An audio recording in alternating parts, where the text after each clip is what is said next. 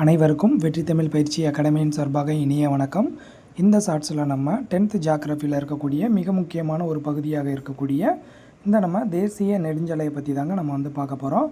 பாருங்கள், இதுக்கு முன்னாடி நம்ம இந்தியாவில் மிக நீளமான தேசிய நெடுஞ்சாலை எண் இதெல்லாம் நம்ம பார்த்தோம்.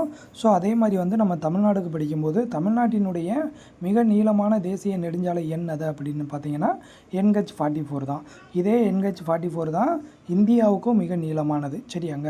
ஸோ அப்போ இந்த 44 பொறுத்த வரைக்கும் நம்ம தமிழ்நாட்டுக்குள்ளே எங்கேருந்து எங்கே வரைக்கும் போகுது அப்படின்னா ஒசூரில் ஆரம்பிக்குது, தருமபுரி, சேலம், கரூர், திண்டுக்கல், மதுரை மார்க்கமாக திருநெல்வேலி, அதுக்கப்புறம் அது வழியாக போய் அப்படியே கன்னியாகுமரி வரைக்கும் மொத்தம் 627.2 கிலோமீட்டர் தூரம் இந்த NH44 போகுது, சரியாங்க.